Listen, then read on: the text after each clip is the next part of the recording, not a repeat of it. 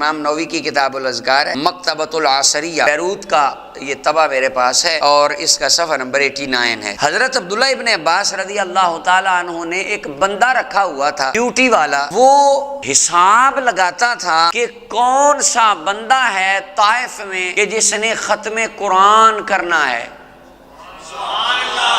ہمارے محفل ہو نا ختم قرآن کی، تو میں کہوں کہ بھئی ختم قرآن آئے کریں، تو کہتے کل بدعت ضلالہ، یہ جو آپ ختم کر رہے ہیں قرآن پڑھ رہے ہیں پورا لو، تو یہ ہوا ہے کبھی، یہ کیا ہے؟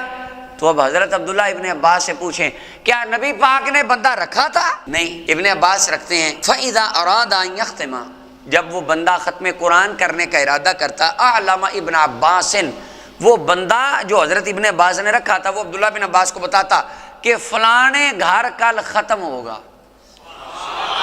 فلاں گھر کل ختم قرآن کی محفل ہوگی، تو فَيَشْهَدُ ذَلِكَ، عبداللہ ابن عباس اس ختم کی محفل میں جایا کرتے تھے۔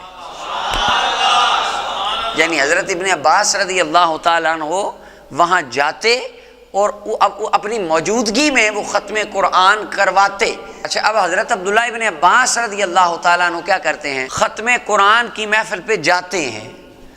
یہ جانے کا حکم اللہ نے قرآن میں دیا، اب یہ گردان ہمیں زبانی یا حفظ ہو گئی ہے۔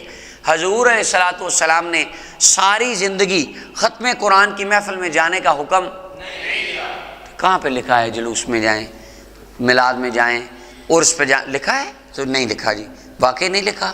تو یہ بھی نہیں لکھا۔ حضرت صدیق اکبر کے دور میں 2.5 سالہ خلافت، 2.5 سالہ آپ کا دور حکومت ہے، ایک مرتبہ بھی ختم قرآن کی محفل میں گئے؟ حضرت فاروق اعظم 10 سال میں گئے، عثمان ذو النورین 12 سال میں گئے، علی المرتضیٰ 4 سال میں گئے۔ یہ گردانیں ہمیں بھی آتی ہیں۔